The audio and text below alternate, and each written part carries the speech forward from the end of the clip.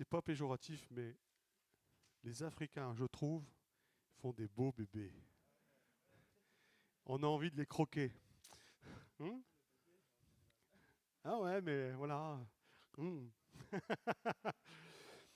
Ah, ça me fait plaisir de te voir ici. Et voilà, on aura le temps de partager après. Je te laisse accomplir le ministère là. Et on va se laisser. Fais comme chez toi. Reçu? Voilà, tu peux enlever ton masque déjà. Gloire à Dieu.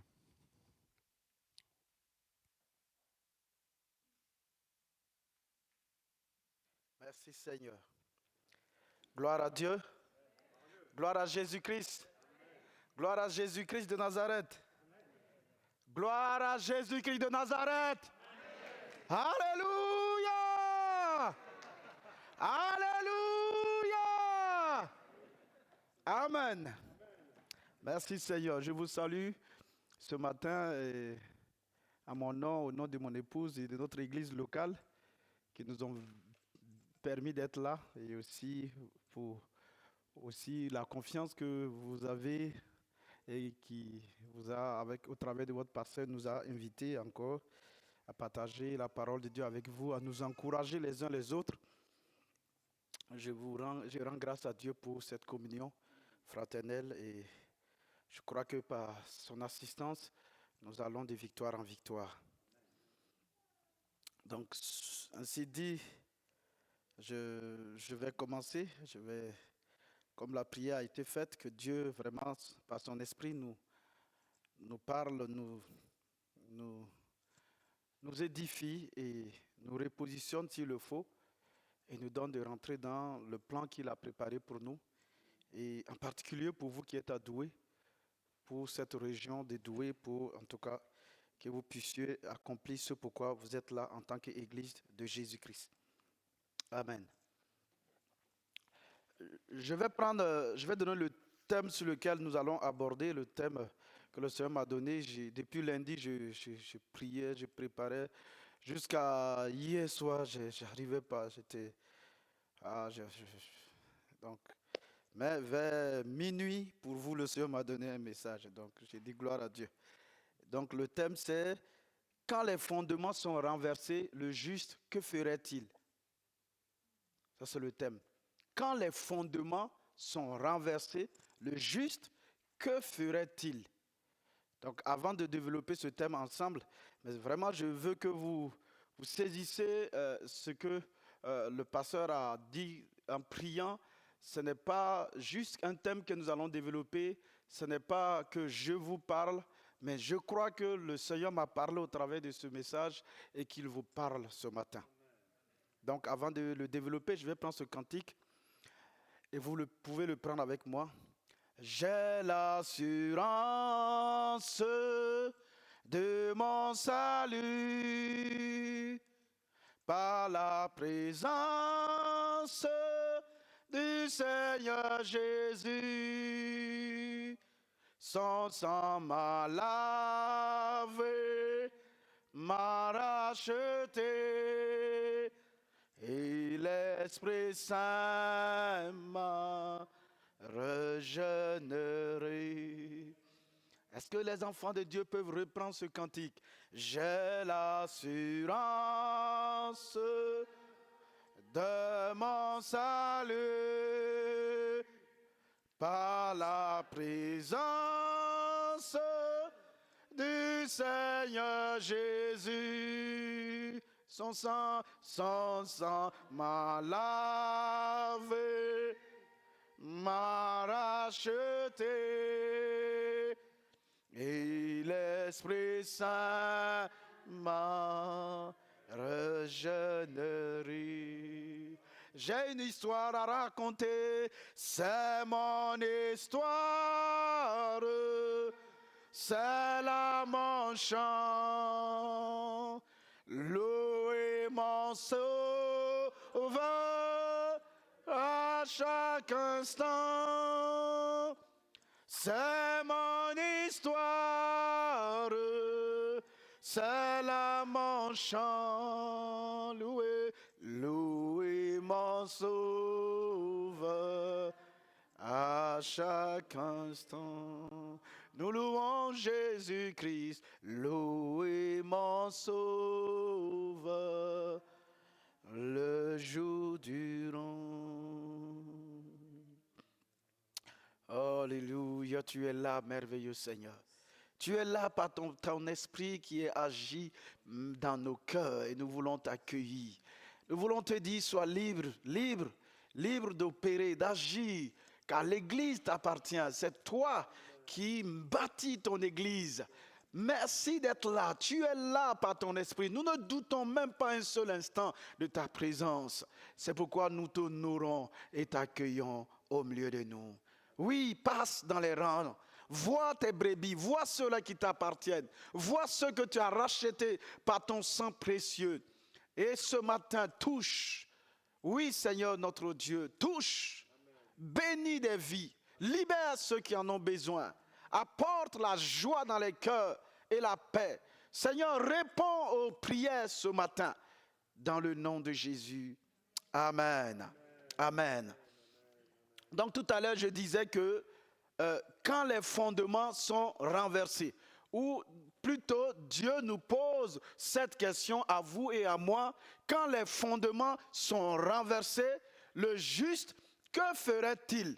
Et cette question se trouve dans le psaume 11, le verset 3 et au verset 4.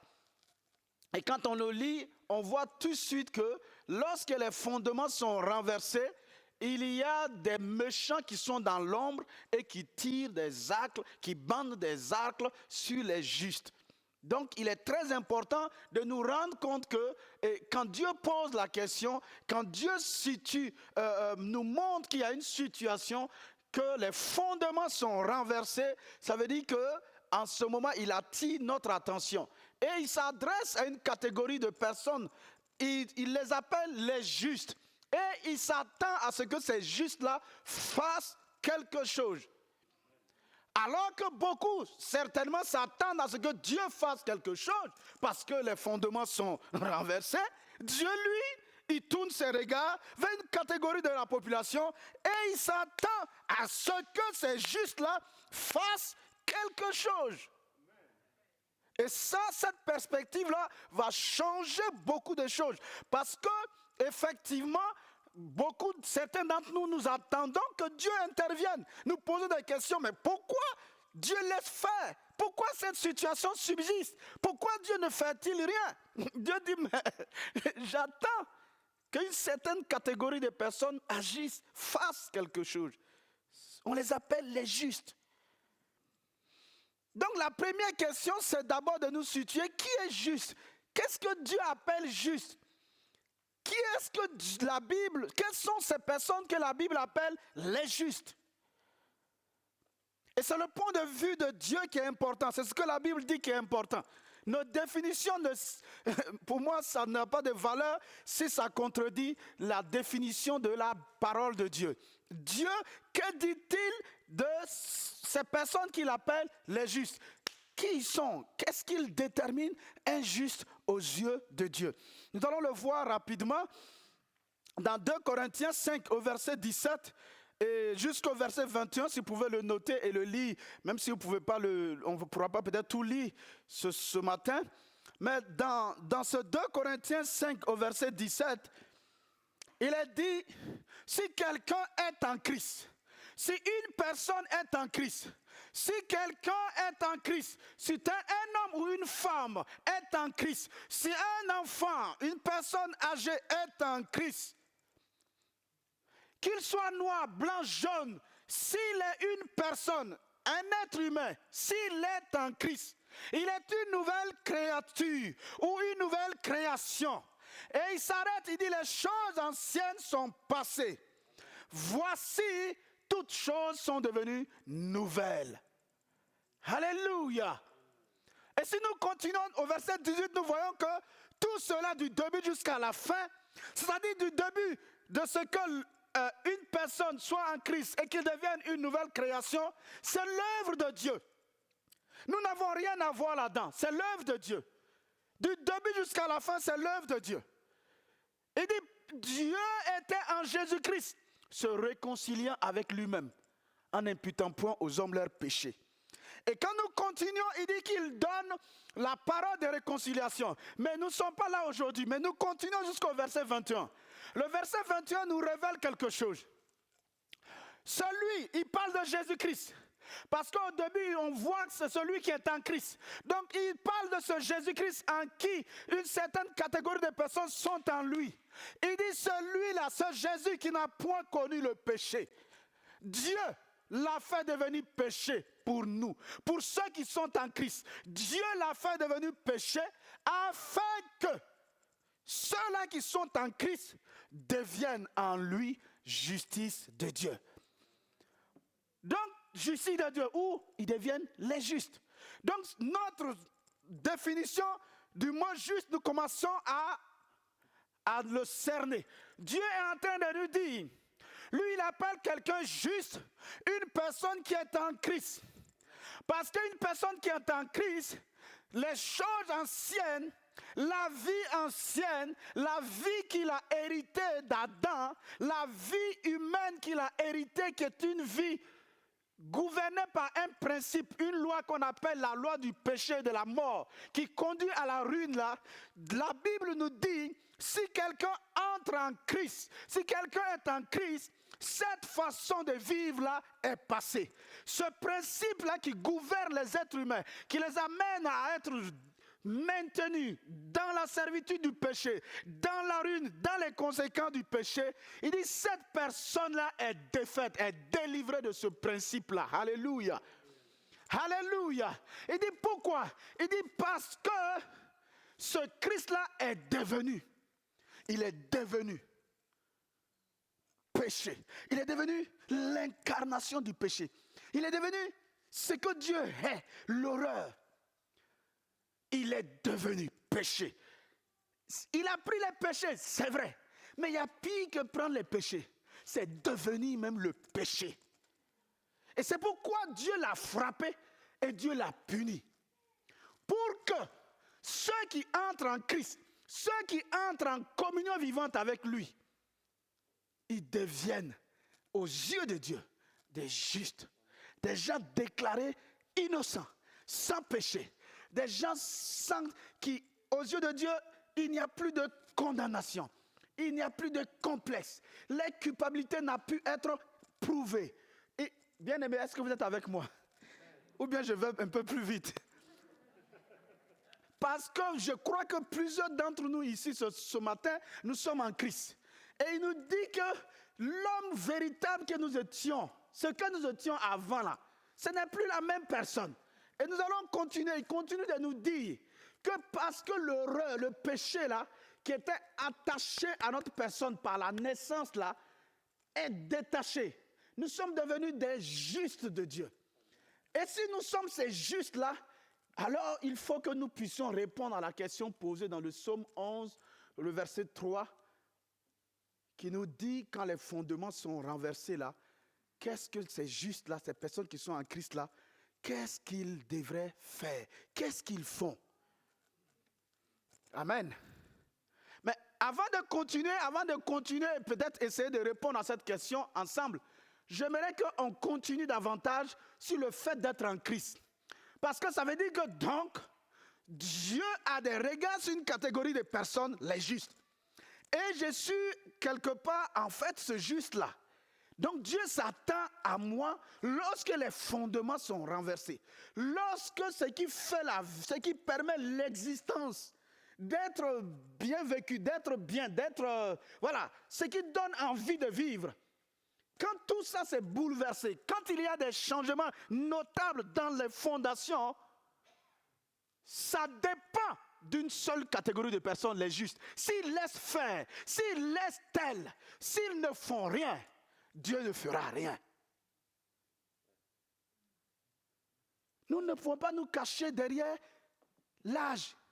Mais, pasteur, tu ne sais pas, moi, je suis à la retraite, j'ai 60 ans. Dieu dit, es-tu juste? Si tu es juste, c'est suffisant. Mes regards sont sur toi. Je m'attends à ce que tu bouges. Je m'attends à ce que tu fasses quelque chose pour rétablir les fondations. Mais pasteur, moi, je suis Je me suis converti il n'y a pas longtemps.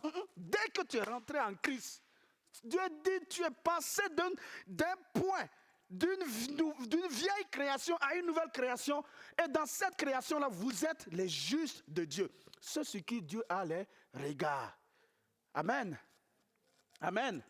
Donc il faut que tu vérifies. Et que je vais vérifier avec toi ce matin. Est-ce que tu es vraiment en Christ? Est-ce que tu es vraiment juste de Dieu? Pas selon tes définitions, pas selon mes définitions. Pas selon les définitions de la société, mais selon ce que Dieu nous donne comme définition, être en Christ. Donc, pour être juste, pour être sûr que je suis au bon endroit, que je suis juste, entre Dieu et moi, il n'y a pas de bagarre. Nous sommes en paix, nous sommes réconciliés. Il faut que je sois déclaré juste. Et pour être déclaré juste, il faut que je sois en Christ. Donc la première ou la deuxième question que nous devons répondre, c'est quoi même être en Christ? Qu'est-ce que ça veut dire être en Christ?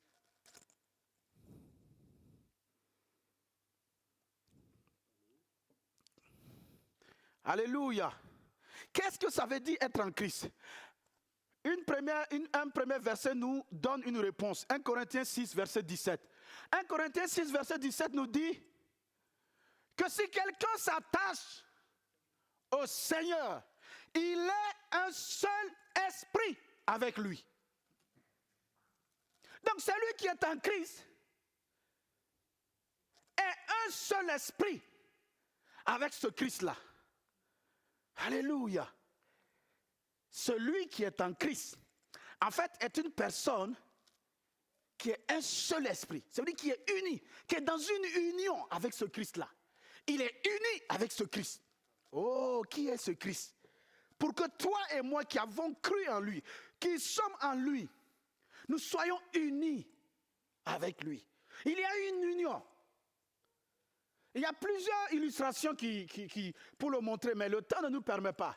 Parce que quand nous lisons juste au verset 16, il nous parle, ne savez-vous pas que celui qui s'unit à la prostituée est un seul corps, un seul chair avec cette prostituée? Et si nous lisons dans Ephésiens 5, le verset 30 jusqu'au verset 32, il nous parle du mariage. Il dit celui qui se marie, celui qui s'unit à la femme devient une seule chair. Et ce passage-là nous ramène dans Genèse 2, 24 où il dit que l'homme quittera son père et sa mère, la femme aussi, et les deux vont devenir une seule chair.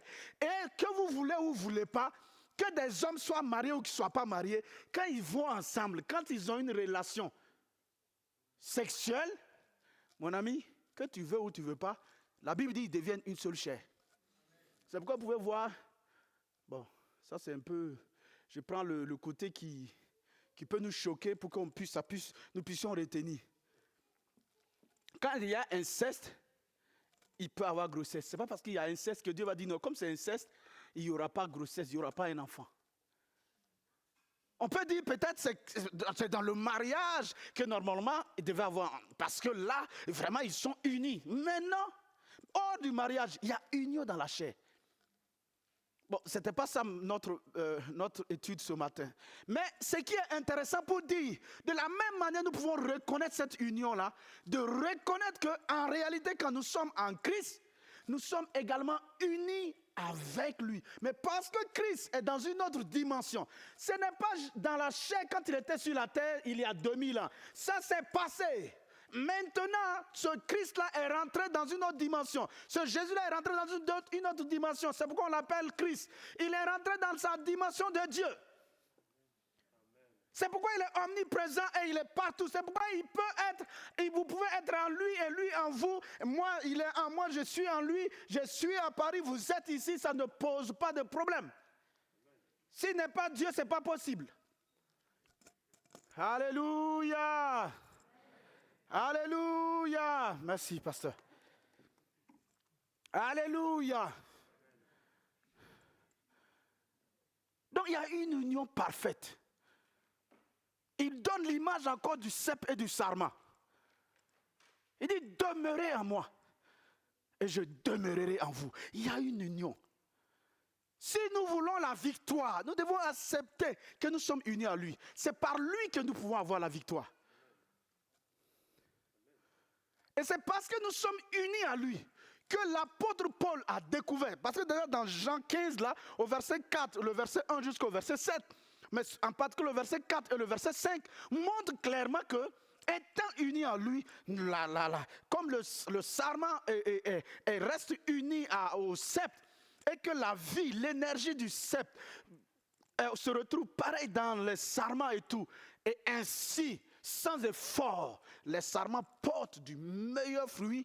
Il dit c'est pareil, parce que nous sommes en lui et lui en nous. Il vit en nous et nous vivons dans une union avec lui. Alors seulement, nous pouvons répondre à cette question-là. Le juste, pendant que les fondements sont renversés, qu'est-ce qu'il fait? Puisqu'on va se rendre compte que, étant uni à Christ, il ne vivra pas de sa vie, puisqu'il n'a plus d'autre vie que la vie du Christ. Donc s'il laisse paraître le Christ, alors c'est sûr que les fondements peuvent être, en tout cas, restaurés. Alléluia! Et c'est pourquoi Galates 2, verset 20 nous dit ceci. Paul, lui, il avait bien compris cela et il nous enseigne cela ce matin. Que ce n'est plus moi qui vis. Ce n'est plus moi qui vis. J'ai été crucifié. L'homme Adam, l'homme pécheur, l'homme menteur, l'homme qui se culpabilisait, l'homme qui n'avait pas d'assurance, l'homme faible, accès au monde des démons, au monde de la maladie, de la honte, de la perversion. Cet homme que j'étais là a été crucifié avec Christ. Il dit, et si je vis maintenant dans la chair, si je continue à exister, ce n'est plus moi. Ce n'est plus moi, mon ego. Ce qui fait que je pense que je suis quelqu'un. Non, ce qui fait que je peux m'enorgueillir, je peux dire non, ça je n'accepte pas. Non, tu ne peux pas dire ça. Est-ce que Christ accepte? Si Christ accepte, tu dois accepter. Ce n'est plus toi. Mais dès le moment où nous continuons à vivre selon les choses qui sont censées être passées, alors il y a un problème. Automatiquement, nous serons défaits. C'est seulement en lui que nous pouvons être vainqueurs. C'est seulement en Christ que nous pouvons être vainqueurs. Et pour être en Christ, ça veut dire qu'il faut que sa vie se manifeste au travers de nous. Il faut que nous acceptons que ce n'est plus nous qui vivons. Il faut que nous acceptions. Nous ne faisons plus partie du monde. Nous sommes à Christ. C'est pourquoi je dis qu'il faut qu'on vérifie.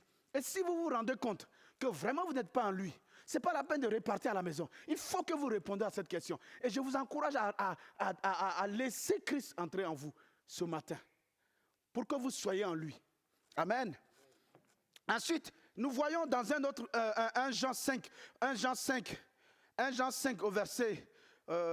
pas 1 Jean 5 d'abord, Jean 14, verset 19 et le verset 20. Jean 14, le verset 19 et le verset 20. Jésus explique notre union avec lui en ceci. Il dit au jour du Saint-Esprit, au jour du salut. Il dit au jour du Saint-Esprit, au jour du salut. Vous connaîtrez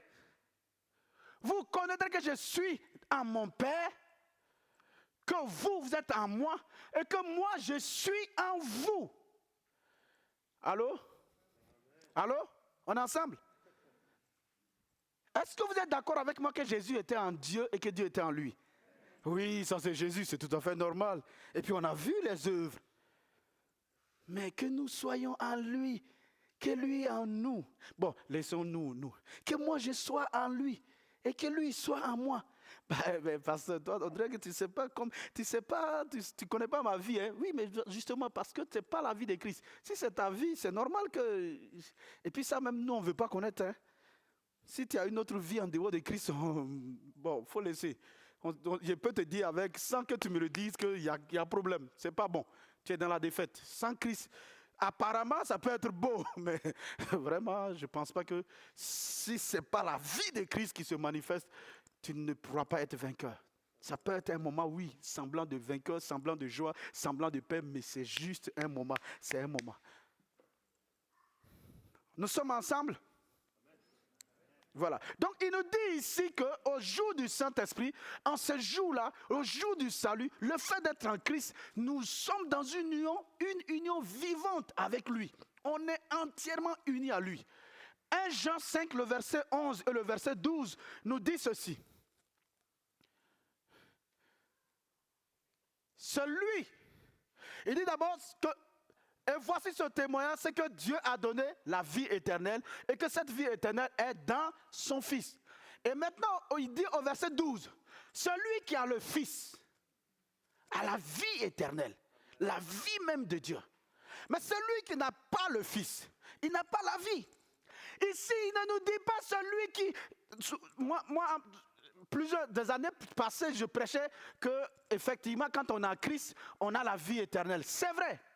Mais en réalité, c'est pas la vie éternelle que Dieu nous donne comme un don. Mais Dieu nous donne Jésus-Christ comme un don. Il nous donne son Fils comme un don. Mais parce que la vie éternelle est dans son Fils, et que vous et moi, étant en Christ, lorsque nous rentrons en Christ, nous sommes unis à lui. Alors ce qu'il a nous appartient. La vie éternelle qu'il a là, fait que nous avons la vie éternelle. Donc il faut croire que Jésus-Christ n'est pas à des années-lumière de notre planète, quelque part là-bas, et vraiment, on dirait qu'il nous a oubliés. Il a oublié qu'il a laissé une église sur la terre ici, mais que ce Christ-là est en toi et en moi. C'est pourquoi Dieu n'a pas de regard autre part ailleurs que sur toi, que sur moi. Et il faut accepter cette réalité. Les choses dans notre monde ne changeront pas. Notre monde familial, notre monde professionnel, notre nation, les choses ne changeront pas si nous ne changeons pas cette perspective-là de vue. Que Christ ne viendra pas faire les choses, mais qu'il les fera au travers de vous et de moi. Parce qu'il est en nous et nous sommes unis à lui. Parfaitement, bien-aimés. Parfaitement, nous sommes unis à lui. Il doit vivre, il doit paraître. Comme l'a dit Jean-Baptiste, nous devons le laisser paraître. Donc, quand nous continuons au verset 20, il nous explique que ce Fils-là, qui est entièrement la vérité, il est quoi? Il est le Dieu véritable. Et c'est pour cela, donc en réalité, celui qui est en Christ est en Dieu et Dieu est en lui. Vous êtes, vous et moi, nous qui sommes en Christ, nous sommes en Dieu et Dieu est en nous. Donc ça, nous devons être sûrs, être au clair là-dessus ce matin. Je n'ai pas dit forcément que tu es dans la victoire ou je suis dans la victoire. Mais cette certitude d'être en Christ, cette certitude qu'il habite en moi, que je suis en lui, qu'il y a une union parfaite, même si je ne l'avais pas compris, mais le fait de savoir que c'est quelque chose d'un fait pour moi, alors nous sommes bien positionnés pour répondre à la question du psaume 11 qui dit les justes que nous sommes en ce moment-là, que faisons-nous lorsque les fondements sont renversés? Bien-aimés frères et sœurs, pour pouvoir être sûr, parce qu'il faut pouvoir aussi répondre à la question, à quel moment j'ai été mis en Christ? À quel moment Christ a été uni à moi? Et nous pouvons le lire dans plusieurs passages. C'est à la croix. Dans 1 Corinthiens 15, vous lisez le verset 1, il dit que vous savez que sur la croix, c'est nos péchés qu'il a portés. Et quand nous continuons au verset 22, il nous dit, comme tous meurent en Adam, tous qui naissent d'hommes et de femmes sont unis à Adam et meurent en Adam, ainsi tous revivront en Christ. Donc, à partir de ce moment, nous nous rendons compte, dans 1 Corinthiens 1:30, que c'est Dieu, c'est par Dieu que nous avons été placés en Christ. Et 2 Corinthiens 5, là, au verset 18, il dit que c'est l'œuvre de Dieu et que nous n'avons rien à voir là-dedans. La seule chose que nous faisons, c'est de recevoir Christ. C'est pourquoi peut-être certains souvent vous posent la question, avez-vous reçu Christ? Avez-vous reçu le Seigneur? C'est la même chose. Être en Christ, c'est recevoir le Christ. Ce n'est pas la vie éternelle d'abord, c'est la personne de Christ qui vient en nous. Mais parce que maintenant dans Jean 14, au verset 6, il dit, je suis la vie, je suis la vérité. Donc celui qui est en Christ a la vie, celui qui est en Christ a la vérité, celui qui est en Christ a le chemin. Amen. Et ça, nous devons être sûrs. Et c'est celui-là qui est le juste de Dieu. Dieu le regarde. Dieu n'a pas dit qu'il n'a pas péché hier. Non. Dieu n'a pas dit qu'il n'a pas menti hier. Non, Dieu n'a pas dit qu'il n'est pas qu'il est vainqueur dans tous les domaines, dans sa famille, qu'il n'a pas de problème, qu'il n'a pas de maladie. Non, Dieu ne dit pas ça. Si vous êtes en Christ, si vous avez cru que Jésus-Christ est mort pour vos péchés et que vous avez été identifié à lui, alors il dit que vous êtes unis à lui. Et nous, si nous sommes unis à lui, alors Dieu dit nous sommes appelés, c'est juste. Nous sommes des personnes qui ne devons pas garder la culpabilité, nous ne devons pas être condamnés de quoi que ce soit. Mais maintenant, s'il y a quelque chose qui fait que notre cœur nous condamne, il dit en ce moment-là, il y a une solution. Il y a une relation familiale que nous avons avec le Père. Qu'est-ce que nous faisons? Nous confessons, nous reconnaissons nos péchés. Nous nous arrêtons, pas parce que nous partons voir un pasteur ou un prêtre pour confesser. Non, nous nous arrêtons et nous parlons à notre Père. Nous lui disons qu'il y a eu un manquement. Nous reconnaissons et nous délaissons la chose. Dieu dit à ce moment d'être sûr que lui, Dieu, lui, il est fidèle à ce que lui, il a fait au travers de Jésus-Christ sur la croix là. Il est fidèle par rapport à cette œuvre-là. Et il est juste pour nous laver, pour nous purifier de tout péché et de toute iniquité. L'iniquité, c'est la perversion. Si vous avez bien remarqué, pourquoi Dieu nous parle ce matin des fondements? La plupart du temps, nous ne faisons pas face aujourd'hui au péché, mais nous faisons face à des perversions. Pas que les gens font des perversions, mais ces perversions veulent s'imposer à nous. Veulent nous amener, nous, qui sommes conscients de ce qui se cache derrière la perversion, de vivre dans la perversion, de nous fermer, de fermer notre bouche, de ne plus parler, de nous cacher. Et en ce moment, le juste, il ne fait rien. Et comme il ne fait rien, Dieu ne fait rien. Parce que Dieu, il n'est pas seulement qu'au ciel. Au ciel, il est là-bas, il a fini, il est assis, et il ne fait plus rien. C'est au travers du juste, dans lequel il est venu habiter, qu'il continue de faire sur la terre ici. Donc c'est très important ce matin pour vous et moi de répondre à cette question. Sommes-nous justes? Sommes-nous en Christ? Si nous ne sommes pas en Christ, il suffit de le recevoir ce matin. Pas demain, pas après, pas à réfléchir. Vous allez voir les avantages qui sont d'avoir Christ, de l'accepter et d'être en lui, qui fait que vous ne devez pas remettre ça à demain. Et si vous êtes en Christ, vous devez vous secouer ce matin. Qu'est-ce qui fait que vous ne répondez pas à ces questions du juste que vous êtes, que nous sommes? Alors que effectivement, je crois, en tout cas avec ma lecture, que effectivement les fondements sont renversés. Donc, je crois qu'à partir de là, Romains 10, le verset 8 et le verset 10 nous dit, si tu crois dans ton cœur que Jésus-Christ est Seigneur et qu'il est mort pour tes péchés, et que tu confesses de ta bouche, tu es automatiquement mis en Christ. Ta vie ancienne est passée. Les choses nouvelles commencent dans ta vie. Tu deviens un enfant de Dieu. Tu es uni à Christ, il est uni à toi, tu es juge de Dieu. Donc il suffit de croire ce matin et de confesser de ta bouche. Et les choses anciennes sont passées. Il y a un miracle qui se produit en toi. Un miracle que tu vas vivre dans les expériences, par des expériences, les jours à venir. Être en Christ ne veut pas dire que je viens à l'église tous les jours. Hein. Tu peux venir à l'église tous les jours et ne pas être en Christ. Être en Christ ne veut pas dire que tu n'es pas fils de pasteur ou tu n'es pas fils d'ancien. Tu peux être le fils d'un ancien ou d'un pasteur, connaître tous les chants de l'église parce que depuis le cours de dimanche, tu es là. Mais tu n'es pas en Christ. Christ n'est pas ton Seigneur. Tu n'es pas uni à lui. Tu prêches même quand tu vas prêcher mieux que le pasteur, que moi-même ici, tous. L'homme naturel a la capacité de faire des choses comme ça, non? Vous n'avez pas vu des gens qui ne sont pas en Christ, qui ne sont pas chrétiens? Quand ils parlent, c'est des millions de personnes qui les applaudissent. On dit, qu'est-ce qu'il a dit? Oh, l'homme là a bien parlé. Mais qu'est-ce qu'il a dit au juste? Ah, il a bien parlé. Mais il a dit quoi au juste? Ah, mon ami, il a bien parlé. Il nous vend des illusions. On les applaudit. Quand on sort, on dit, mais on était fâchés contre lui, non? On l'a fait venir. Mais qu'est-ce qui s'est passé? Et puis on l'a applaudi. Il a dit quoi? Il nous a promis quoi? Que dalle. Et puis on l'a applaudi. Donc c'est pas ça, être en Christ. Je n'ai pas dit tu ne sers pas à l'église. Je n'ai pas dit tu ne donnes pas des offrandes. Peut-être même tu es le plus qui donne. Mais est-ce que tu peux répondre avec certitude que tu es uni à Christ, que tu as fait de lui ton Seigneur et ton Sauveur, qu'il est dans ton cœur, qu'il n'est pas seulement au ciel, qu'il est dans ton cœur, qu'il est avec toi, que tu ne devrais plus continuer à vivre comme tu vis là. Si c'est ça, oui. Mais si ce n'est pas ça, réponds à cette question-là en le laissant rentrer dans ton cœur. Et ta vie ne sera plus pareille. Sinon, la plupart des difficultés qu'on a dans nos églises là, parce qu'il y a des gens qui ne sont pas en Christ, ils ne sont pas sauvés. Et ils sont là, ils veulent vivre la vie de Dieu. Ce n'est pas possible.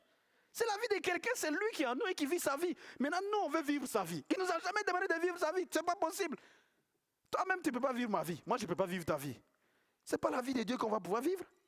C'est pourquoi il est venu à nous pour vivre sa vie. Donc, nous acceptons notre union avec lui et laissons-le vivre. Mais s'il n'est pas là, ce n'est pas possible. On ne peut pas vivre sa vie. Donc vous êtes là, les anciens disent, bon, on va faire ça, on va faire ça. Oui, c'est bien, mais on n'a qu'à commencer. Non, on va prendre 2 jours de jeûne pour prier d'abord. Ah non, jeûner pourquoi? On sait ce qu'il faut faire, il faut qu'on fasse. On dit non, en Christ, ce n'est pas comme ça. Il dit non, ça devient bagarre. Pourquoi? Parce qu'il n'est pas en Christ, il ne comprend pas ça. La Bible dit, celui qui n'est pas en Christ ne reçoit pas les choses qui viennent de Dieu.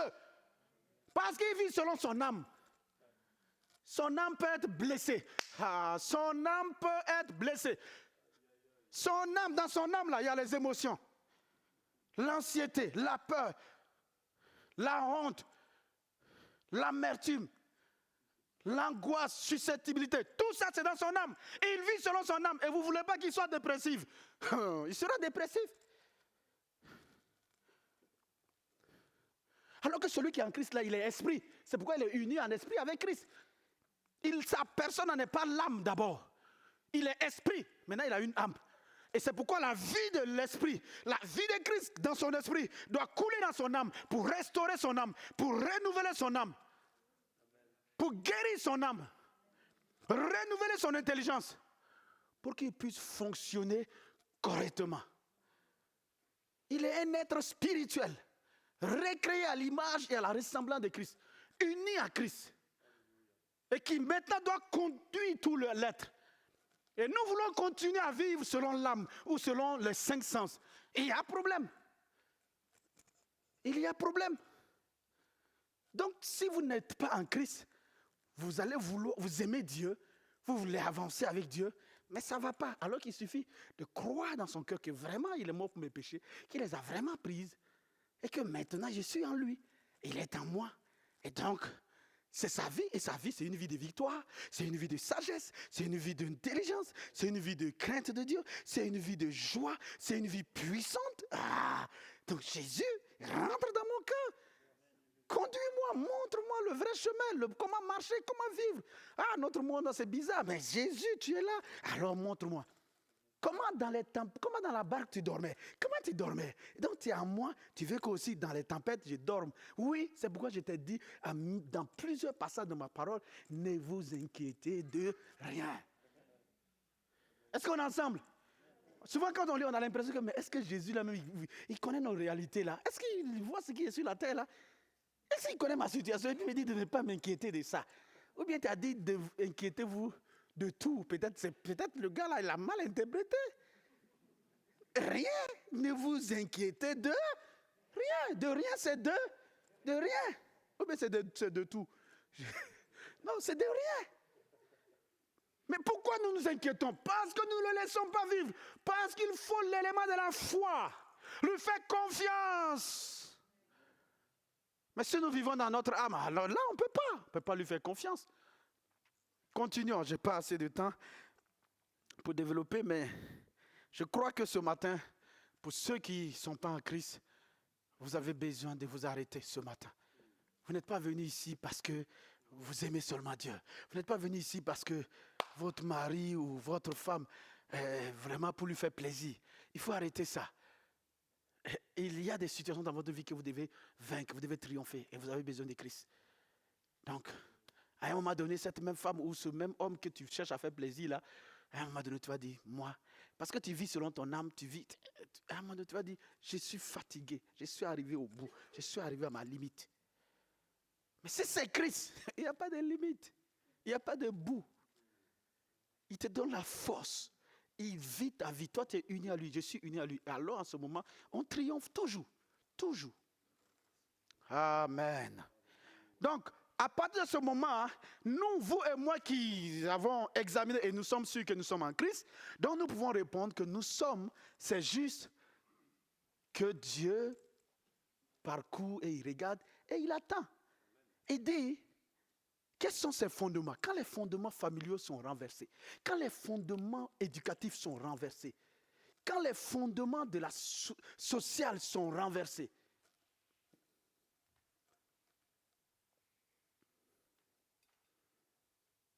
que faisons-nous? Il ne suffit pas de rester derrière nos petits éclats là, et puis discuter, nous fâcher, parler, tempêter. Vraiment, c'est quoi ça? Ils nous racontent quoi là? Qu'est-ce qu'ils veulent encore? Ça ne changera rien. Non, mais ne vous inquiétez pas. Si ce n'est pas la volonté de Dieu, ça ne se fera pas. Dieu dit ça se fera. Ça se fera. Il est écrit dans Matthieu que ce que vous lirez sera lié, ce que vous délirez sera délié. Mais quand on le lit comme ça, on ne comprend pas bien. Dans d'autres versions, il dit, ce que vous permettez sera permis. Ce que vous interdirez sera interdit. Il parle de qui? C'est aux justes qui permettent ces choses-là. Parce qu'il n'y a que les justes qui peuvent interdire et ça sera interdit. Mais si nous ne faisons rien, rassurons-nous, Dieu ne fera rien.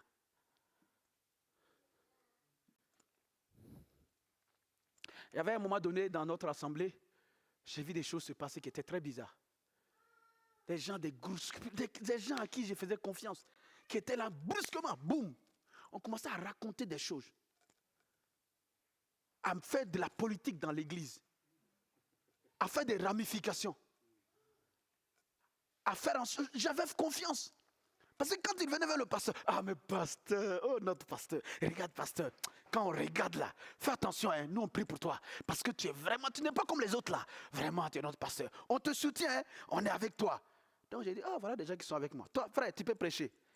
Or en fait, il voulait tout simplement que je les donne plus de pouvoir, que je les donne, c'est pas comme j'ai le pouvoir, mais le fait que je dis, ah donc je vois que tu peux intervenir, tu peux exhorter. Et à part de là, les gens ont commencé à les faire confiance. Ils ont commencé à tisser les liens. Et puis, à un moment donné, ils ont commencé à dire, pasteur, mais tu vois que ça, est-ce qu'on ne peut pas changer? J'ai dit, non, mais on a toujours fait comme ça. Ou bien, non, c'est biblique. Ah, non, les gens ne sont pas d'accord avec pasteur. Quels gens? Les gens qu'il a acquis à sa cause. Il n'est pas, soit il est séduit, il est chrétien, il est séduit, ou soit il n'a jamais été des nôtres. C'est un infiltré. Et avant que je me rende compte, ça fait du mal. Ils ont tapé là où ça faisait du mal. Des gens sur qui je faisais confiance. Des gens qui étaient, du jour au lendemain, on dit non, pasteur, c'est pas comme ça. Et ils sont partis. Plus tard, certains se sont rendus compte. Mais la honte fait qu'ils ne veulent plus revenir. C'est pourquoi nous aussi, Dieu m'a parlé, il dit quand c'est comme ça, ouvre les portes. Ouvre, là, élargis ton cœur seulement. Et puis, va les voir. Donc certains, j'y suis allé. J'ai appris que ça fait plusieurs mois, vous ne partez plus à l'église. Tout. Venez. Certains sont revenus, d'autres non. Mais c'était devenu tel que le Seigneur me dit, si tu t'assois là, ça n'est fini de toi. J'ai dit, mais c'est ton église, non? Il dit, assieds-toi. Je t'ai confié à l'église. Nous allons voir tout à l'heure l'importance du pasteur et le fait d'être réunis autour du pasteur. J'ai dit, mais j'ai fait quoi? J'ai pris comment dans cette situation? Il dit, mais si tu ne sais pas prier, je t'ai donné un langage, non? Et il y a des situations que seul tu ne peux pas triompher. C'est l'église qui triomphe. J'ai dit, mais il dit, trouve 2-3 frères. Puisqu'il dit, s'il y a 2 ou 3 qui sont réunis à mon nom, je suis au milieu d'eux. Et c'est l'église. Vous allez voir. Donc, quand les vendredis, on se retrouvait, on priait de 19h30 à 20h30. Et puis, c'était frère là. Donc, quand on prie avec toute l'église, les autres rentrent à la maison. Ils disent, vous restez, hein. Parce que là, moi, je n'ai pas de solution. Vous n'avez pas de solution. Et on reste, on prie en langue. On prie en langue jusqu'à minuit et puis on rentre. Au bout de quelques mois, tout est rentré dans l'ordre. Vraiment, frère, si nous ne faisons rien, Dieu ne fera rien. Je n'ai pas dit que les situations ne vont pas arriver. Mais si nous laissons faire, Si nous restons derrière nos éclats en train de... Dieu dit quand les fondements là sont... On va en pâtir, on va payer le prix. Amen. Donc continuons. Donc quand les fondements sont renversés, le juste, celui qui est uni à Dieu, et que Dieu est en lui, ce juste-là, qu'est-ce qu'il fait? Quelle est la réponse qu'il donne?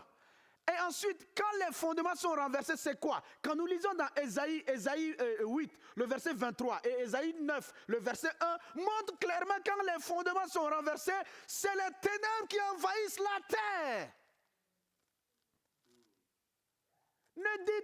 C'est pas la peine de nous asseoir, dire, mais c'est quel type qu'on nous a donné encore comme ça? Pourquoi ils prennent de telles choses? Il y a des esprits qui sont à l'œuvre. En tout cas, nous pouvons être sûrs que lorsque les fondements qui régissent la vie sont renversés, ce n'est pas l'agenda de Dieu qui est en train d'être exécuté. Ce n'est pas le programme de Dieu qui est en train d'être exécuté. À cause de qui?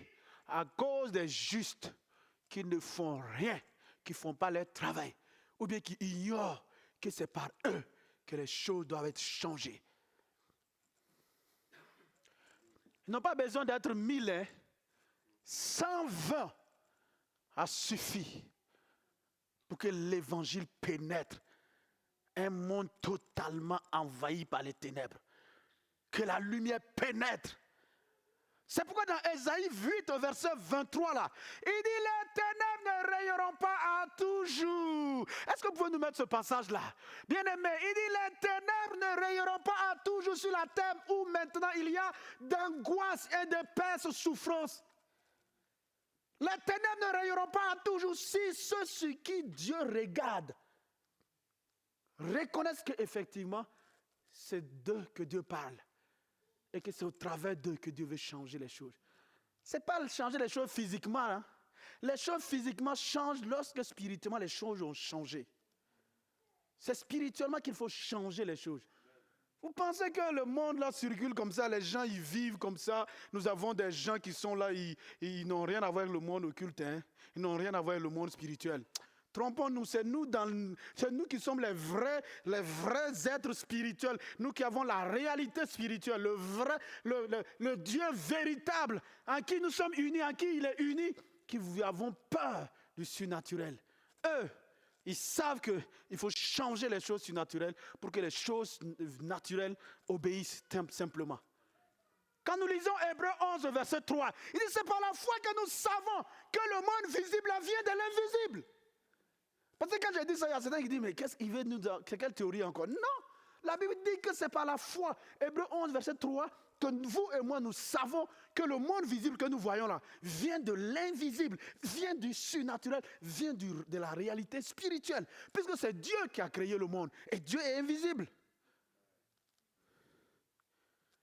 C'est là-bas qu'il faut changer les choses. Et nous avons le moyen, parce que nous sommes unis en lui. Et Dieu étant uni en nous, si nous le laissons, alors les choses changeront. Ésaïe 60, verset 1 et le verset 2 nous dit, on peut le lire ensemble, Ésaïe 60. J'aimerais qu'on puisse le lire ensemble. Comment on dit ça? Je vais compter 1, 2, et à 3 et on lit ensemble. À haute voix. 1, 2, 3. Lève-toi, sois éclairé, car ta lumière arrive. Et la gloire de l'Éternel se lève sur toi. Verset 2. Voici, les ténèbres couvrent la terre et l'obscurité les peuples. Mais sur toi, l'Éternel se lève, sur toi, sa gloire paraît. Alléluia. Toi, tu as la lumière. Toi qui es en Christ, moi qui suis en Christ. Les ténèbres, non, ne peuvent pas régner sur nous. Non, ce n'est pas possible. À moins qu'on les permette. Il dit, toi et moi, de nous lever, de nous secouer, de vraiment nous secouer, de nous remettre en cause. C'est pourquoi ce matin-là, je crois qu'il est en train de nous secouer.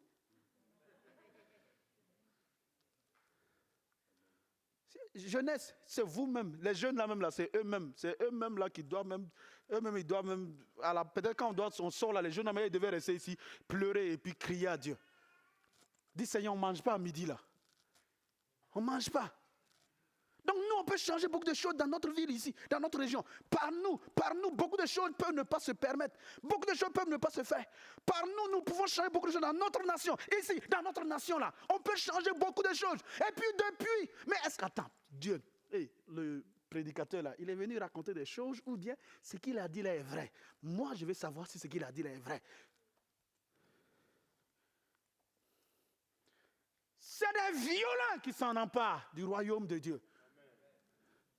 Mais si nous ne voulons pas nous engager, Dieu ne fera rien parce qu'il ne peut pas. Parce que c'est nous qui l'avons menotté. Il n'est pas seulement au ciel. Dieu qui agit là est en vous, il est en moi. C'est à nous. Et c'est pour cela que nous formons une église. Nous sommes une église. Quand nous continuons dans Jean 8 au verset 12, Jésus dit, je suis la lumière du monde. Et c'est pourquoi celui qui me suit, celui qui croit en moi, celui qui est en moi, est lui aussi lumière. Donc le fait que la lumière de Dieu s'est levée sur nous est vrai. Ce n'est pas une question d'Ancien Testament. Ce n'est pas une question de peuple juif. Es-tu en Christ? Oui. Alors tu es la lumière du monde. Matthieu 5, verset 14 jusqu'au verset 12. Vous êtes la lumière du monde. Pourquoi nous aimons citer le verset et refuser de vivre la réalité de ce que ces passages nous disent? Nous sommes la lumière du monde. Regardons ensemble quelles sont ces boissons qui font que maintenant notre lumière ne brille pas. Parce qu'au verset 16, il dit que votre lumière luise. Il faut que la lumière des justes que nous sommes luise. Il dit sans ça, Dieu ne fera pas. Parce qu'il est en toi, il est en moi. Sa lumière est contenue en nous. Regardez Jésus, il marchait, il était là, tout le monde le touchait. Oh, Jean lui-même, il mettait sa poitrine sur sa tête sur sa poitrine. Mais quand il a pris Jean-Jacques et Pierre et qu'il est allé sur ce que nous appelons la transfiguration, la montagne de la transfiguration, quand ils ont vu cette glorieuse lumière contenue dans la personne chair de Jésus-Christ, Pierre a dit, Jacques, moi je ne sais pas si j'ai une femme ou des enfants. Moi, de toute façon, il n'y a pas autre chose que je vais vivre. On va construire une maison ici pour Jésus, Élie et Moïse. Bon, moi-même, s'il n'y a pas de maison, ce n'est pas un problème. Mais on va rester ici. Que c'est bon, mais on ne savait pas que c'est... Mais tout ça était en lui, cette gloire, cette lumière. Oui, tout ça était en Christ. Tout était en Christ. Et ce Christ-là, il n'est pas au ciel à des années-lumière de toi et moi. Il est en toi et en moi qui avons cru en lui. Cette gloire est renfermée en chacun de nous qui croyons en lui. Alors il faut que nous acceptions nous lever et laisser cette gloire apparaître afin que les ténèbres soient dissipées. Ce n'est pas normal que les ténèbres continuent de régner à toujours, dans nos familles, autour de nous, dans notre nation. On n'a pas dit les choses n'arriveront pas. Mais ce que les justes doivent faire, ils doivent le faire. Dis-moi un bon amen. Alléluia. C'est pourquoi on a pris ce cantique-là, j'ai l'assurance de mon salut. Parce qu'il faut que c'est sur la base de ça. On est sûr de ça. Et ensuite, on dit maintenant, ok, je prends ma position de lumière. Il faut que ma lumière luise.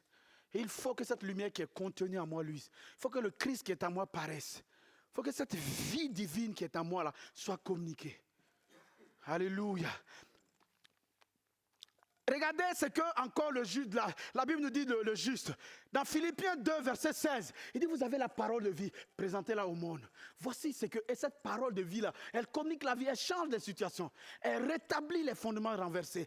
Il continue de dire les justes, ceux qui sont unis à Christ, portent son nom. Oh, vous portez le nom de Jésus-Christ, vous portez son nom, nous portons son nom. Son nom c'est quoi? Son nom est le nom le plus oint dans tout l'univers, le nom le plus puissant dans tout l'univers. À la mention de son nom, tout genou, au ciel, dans les enfers et sur la terre, s'incline.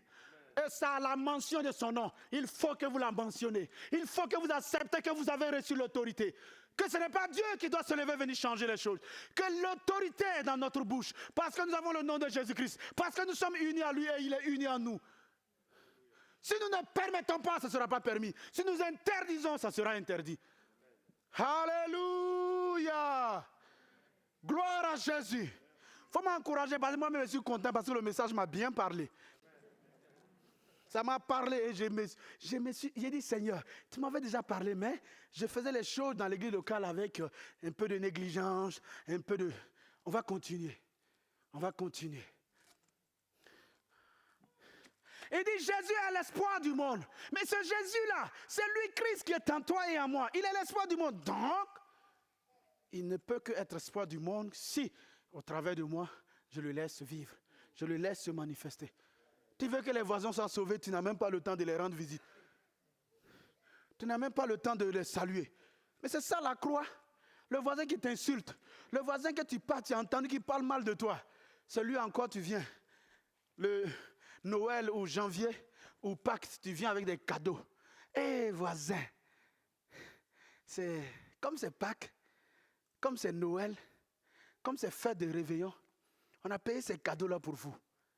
Tout le monde est content, ils aiment les cadeaux. Puis vous glissez une Bible dedans. On a fait ça pendant la fin d'année, là, on a payé des Bibles pour tous nos voisins et puis on a payé les chocolats, c'est quoi, Ferrero, voilà, en triangle là. Et puis on a, la Bible, elle, on l'a emballée, les Ferrero, on n'a pas emballé. Puis on a mis ça au-dessus de la Bible et puis on a scotché. Donc quand on donne, quand ils sortent là, ils ont l'impression d'avoir une base où le frère, ils sont contents. Mais quand ils dégainent, c'est la Bible, la parole puissante qui transforme la vie. Alléluia! La plupart, on est dans une zone pavillonnaire de 11, dans une impasse, et on se salue comme ça, mais là, on a vu des voisins commencer à dire, vous êtes là chez vous là? Parce qu'on veut passer. Ils ont commencé à passer. Avant, jamais ils vont venir frapper à notre porte. Un autre qui est venu, il dit, ça va? Oui, j'ai aussi un cadeau pour vous, j'ai un meilleur. Ah, j'ai regardé champagne. Ah, moi-même, le prix des champagne. Si vous allez sur Internet, je regarde le prix. Seigneur, je ne vais pas prendre l'argent, payer ça. Mais merci pour la communion. Mais parce qu'il faut accepter de payer le prix. Il faut accepter que je suis pas comme tout le monde. Je ne peux pas garder rancune. Je ne peux pas être amer. Ce n'est pas ma vie. Quand ça ne va pas, il dit Jésus, est-ce que toi, tu as été amer? Jésus, je ne t'ai pas vu amer, je t'ai vu ce qu'on t'a fait sur la croix là. Hein? Et puis tu as dit, Père, pardonne-les. Moi, ce n'est même pas un milliardième de ce qu'on m'a fait. Mais c'est difficile. C'est parce que je veux vivre. Alors vis à moi pour que je pardonne. Pour que celui-là qui m'a fait du mal, que j'aille vers lui. Que j'aille vers lui. Parce que son âme là est précieuse. Et vous allez voir que le Seigneur va manifester la puissance derrière. Il y a un prix, c'est ça notre croix. Le fait que tu as raison et puis tu dois sourire le lendemain avec la personne. Le fait que tu es obligé de refaire le boulot derrière lui. Mais quand il vient, tu le regardes et puis tu souris. Hier, j'ai vu que derrière toi, ton ordinateur, il y avait des choses qui restaient à faire, j'ai terminé. Voilà, mais j'ai l'impression que comme tu es nouveau, il y a beaucoup de choses que tu ne maîtrises pas, tu ne comprends pas bien. Je suis disponible. Si tu as besoin d'aide, ne te prive pas. Et quand il est l'heure que tu es en train de descendre, c'est là il te dit, attends, est-ce que tu peux m'aider? C'est ça la croix en fait. C'est pas quelque chose que tu désires porter, puis on te dit c'est une croix, non. C'est pas le fait de sortir, couper un bois petit comme ça, mettre et puis, ou bien aller payer chaîne en croix, crucifix porter, c'est pas ça, hein. C'est quelque chose que tu ne veux pas porter, mais parce que ce n'est plus toi qui vis, c'est Christ qui vit, alors ça peut être facile si nous le laissons. Amen. Parce que lui, il a déjà porté, donc ça va. Amen. Donc, à partir de là, nous voyons qu'effectivement, nous avons l'autorité parce que nous sommes unis à lui. Nous avons la parole de vie parce que nous sommes unis à lui. Et un dernier point très important pour les justes, c'est la prière. Je viens là où ça fait un peu plus... C'est que nous aimons le plus la prière. C'est ça, non? Nous aimons prier. Parce que rien ne peut se faire sans la prière. Je pensais que j'allais trouver mon terrain favorable, notre terrain favorable, la prière. L'important de la prière du juste. Parce que pour que le juste puisse effectivement changer les fondements qui sont renversés ou changer les choses, il faudrait que le juste soit en communion, demeure en communion avec celui qui est la tête, qui est vraiment le Dieu vivant et qui change les choses. C'est là, ce n'est pas la prière que nous restons en communion avec lui pour que sa volonté se fasse. Mais pas prier, dire à Dieu, si c'est ta volonté. Non, vérifions que c'est sa volonté. Il dit dans Timothée, 1 Timothée 2, le verset 1 au verset 4. On peut le lire ensemble. Paul qui écrit à Timothée dit, j'exhorte donc avant toute chose à faire des prières, des supplications, des requêtes et des actions de grâce. C'est-à-dire d'utiliser toutes sortes de prières. Toutes sortes de prières doivent être utilisées individuellement par le juste et collectivement par la communauté. Pourquoi? Pourquoi? Pour tous les hommes. Hein? Attends, Seigneur. Moi, souvent, je m'arrête et je dis, Seigneur, tu penses que je dois prier pour lui là? Telle autorité là, tu penses que je dois prier pour lui? Moi, Seigneur, il y a des moments, j'ai dit, Seigneur, aide-moi. Lui là, je ne peux pas prier pour lui. Vraiment, je sais que tu dis de prier. Hein. Je vais prier, mais lui là, je n'arrive pas. Il faut m'aider. Seigneur, fais grâce. Tu as dit de prier pour les autorités. Oh. Tu as dit de prier pour ceux qui sont élevés en dignité. Oh. Donc je prie. Fais grâce. Au fur et à mesure, Dieu m'aide. Il n'a pas de problème pour ça. C'est le fait de ne pas prier pour tous les hommes là qui pose un problème. Mais montrer que nous avons des freins, il va nous aider. Il va nous aider. Pour les rois et pour tous ceux qui sont élevés en dignité, afin que nous menions une vie paisible et tranquille, en toute piété et honnêteté. Si ça s'arrêtait là encore, je comprenais. Mais il continue. Il dit, cela est bon et agréable devant Dieu notre Sauveur, en qui nous sommes unis et en qui il est uni. Bon et agréable. C'est pas fini.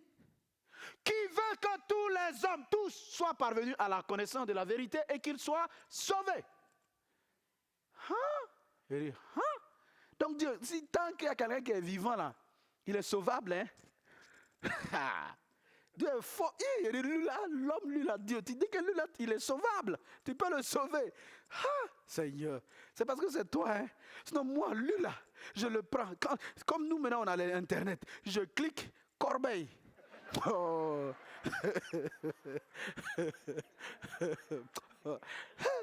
Et tu veux qu'il soit sauvé? Dieu. Bon, je vais prier. Je vais prier de tout. Aide mon cœur à prier de tout mon cœur pour que tu puisses le sauver et qu'il connaisse la vérité. Ça, c'est Timothée. Luc 18. Luc 18. Dans une version que j'ai, qu'on appelle la Juive complète, il dit ceci. Pour qu'il soit gravé en eux. Pour qu'il soit gravé en eux. Qu'il faut toujours prier sans jamais se décourager. Jésus va donner cette parabole. Quand on dit écrit là, on peut effacer, mais graver. Prier, toujours prier, constamment, sans jamais se décourager, sans jamais se laisser décourager par les situations, par le fait que je prie, que je ne vois pas un changement, que je prie, que je jeûne, que je veille, que rien ne change. Il dit, ça ne doit pas me décourager. Continue. Continue, puisque je prie dans la volonté de Dieu. Je ne parle pas des prières qui sont hors de la volonté de Dieu. Par exemple, une des prières qui est hors de la volonté de Dieu, c'est de dire, Seigneur, mais tu vois, l'homme là, il maltraite sa femme. Il ne mérite pas ce type-là. Seigneur, maintenant qu'il divorce et que je vais marier cette femme, ça, ce n'est pas la volonté de Dieu. Ça, c'est une prière ce n'est pas la peine de continuer comme ça. Ça, ce n'est pas la volonté de Dieu. Mais quand tu vois dans la Bible, qui te dit de prier pour les rois, de prier pour les rois, donc ça veut dire de prier pour ta nation.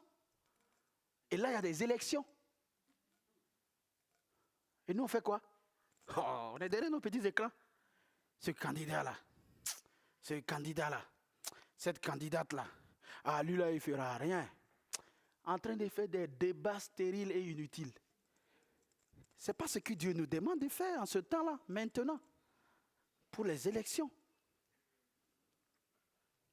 Le jour J, on va aller faire notre devoir de citoyen. Ce n'est pas ça qui change la situation. C'est en esprit que les choses doivent changer. Et c'est les justes qui changent cela par la prière. Entendons, hein? Prions.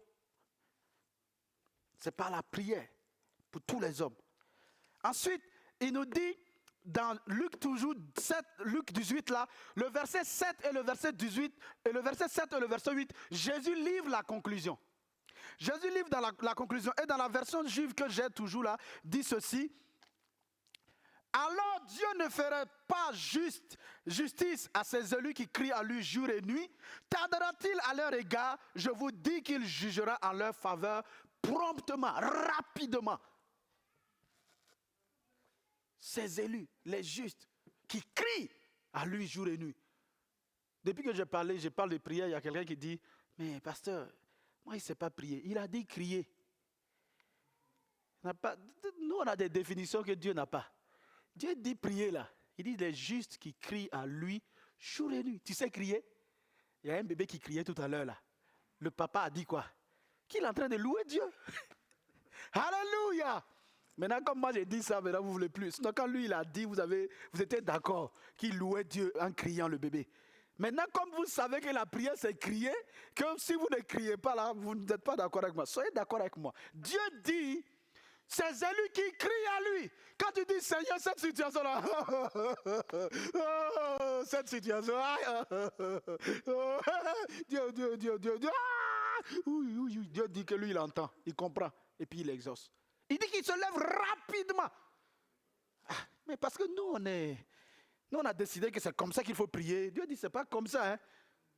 Lui il regarde ici, dans le cœur là. Quand tu cries là, qu'est-ce qui est dans le cœur? C'est ça qu'il regarde. Et c'est ça qu'il exauce. Est-ce que tu cries avec foi? C'est pourquoi il dit, quand il viendra avec la réponse, trouvera-t-il la foi pour recevoir? Bien aimé, on est là ce matin parce que Dieu nous appelle Église. Nous sommes de ceux qui sont unis à lui. Nous sommes avec lui. Sa vie est en nous et nous sommes en lui. Alors il veut vivre. Il veut que les situations soient changées. Il veut que les fondements qui sont ébranlés, il veut que les ténèbres qui couvrent la terre, que la lumière au travers de nous se manifeste et les repousse. Alléluia. Un autre passage, toujours sur la prière. Donc on ne suffit pas de crier seulement. Il y a des prières, il y a des situations, il faut prier et il faut veiller.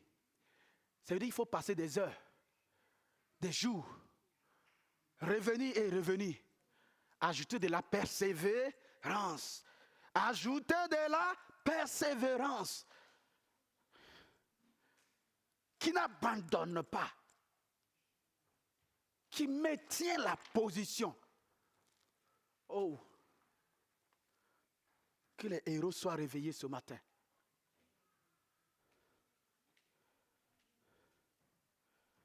Qui n'abandonne pas. Amen.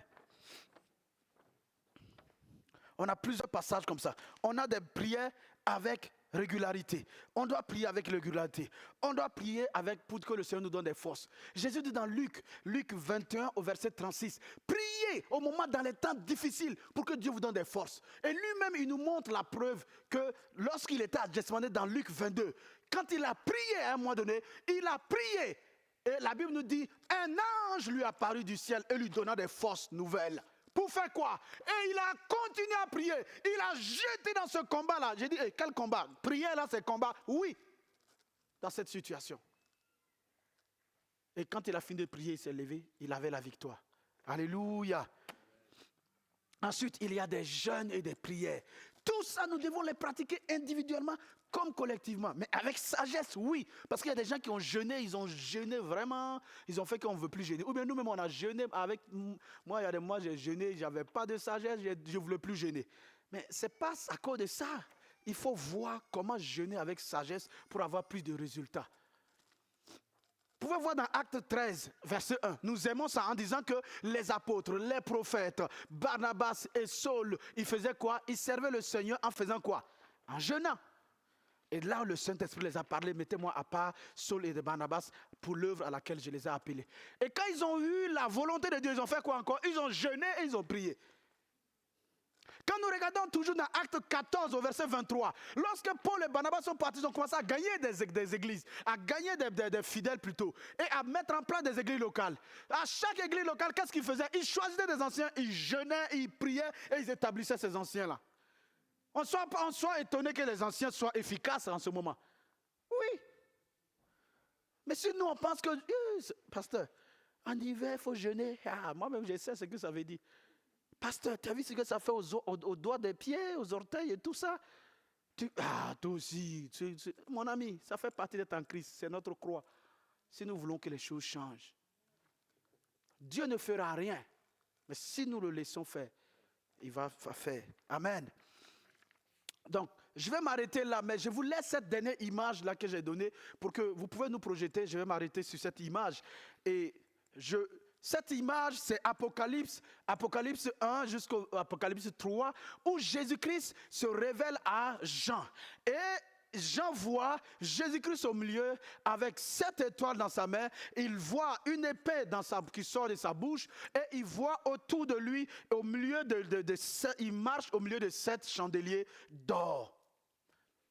Cette image va nous aider à progresser. Il nous dit, au verset 19 de Apocalypse 1 jusqu'au verset 20, il dit à Jean, écris ce que tu vois. Ce qui est maintenant et ce qui va arriver. Le mystère des 7 étoiles, des 7 chandeliers que tu vois. Et il nous dit c'est quoi les 7 étoiles et les 7 chandeliers d'or. Il dit les 7 étoiles sont les anges des 7 églises, des 7 chandeliers. Les 7 chandeliers elles-mêmes sont 7 églises locales. Écrit aux anges de ces 7 églises-là. Les étoiles là sont entre ses mains. Ce ne sont pas les mains de quelqu'un d'autre. Et il explique que les étoiles là sont les anges de ces églises. Je dis, gloire à Dieu, dans chaque église locale, il y a un ange. Non. Pourquoi il va écrire aux anges? En fait, au messager de l'église, c'est le pasteur, le responsable là. C'est à lui que tu écris. J'ai dit, mais quand je regarde tout ce qu'il fait comme reproche, c'est que ces pasteurs-là, eux aussi, c'était grave, hein? Tu as vu tout ce qu'il lui fait comme reproche? Regarde dans Apocalypse 2. Il dit, écris à l'ange de l'église, un tel. Écris à l'ange de l'église, un tel. J'ai dit, donc les pasteurs là, vraiment? Il dit, non. Les églises là, les chandeliers là, sont liés étroitement à l'ange. C'est au messager là que lui, Jésus-Christ, il s'adresse. Il s'adresse, c'est pourquoi il les tient dans ses mains. Les 7 étoiles là sont entre ses mains. Il y a une onction sur leur vie et qui les permet de transférer son message au chandelier. Est-ce qu'on est ensemble? Coucou. J'ai dit, mais il fallait parler à tout le monde. Il dit, mais c'est à tout le monde. Il s'adresse à l'église, mais il s'adresse, chacun à sa place, chacun à sa fonction. On continue, si on continue, maintenant au verset 7 de Apocalypse 2, il dit que celui qui a des oreilles pour entendre ce que l'Esprit dit aux églises, je dis, tu dis d'écrire à l'ange, au messager, au pasteur, au responsable de l'église locale. Et tu dis encore que celui qui a des oreilles pour entendre, il s'adresse à la communauté, mais au travers du messager. Donc ce que nous faisons du messager là, va dépendre de notre victoire. Puisqu'il continue, que celui qui a des oreilles pour entendre ce que l'Esprit dit aux églises, et ensuite il dit à celui qui vaincra. Donc individuellement, nous devons vaincre, mais individuellement, nous devons permettre que notre lumière luise.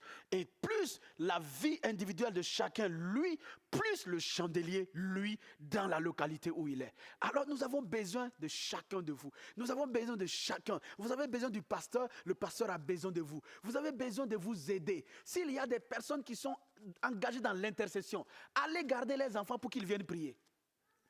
Oui. Parce que si vous ne gardez pas les enfants, ils vont garder les enfants. Ils ne prieront pas. Les choses ne changeront pas. Dans l'église locale, je parle de quand c'est l'église locale. Si le pasteur, c'est lui qui reçoit les messages de Jésus-Christ pour qu'on puisse fonctionner dans la région. Et puis, il n'est pas facilité pour avoir des temps vraiment avec le Seigneur. C'est peine perdue pour nous, ce n'est pas lui. Est-ce qu'on est ensemble? Je ne suis pas en train de dire autre chose, c'est ce que la Bible nous dit.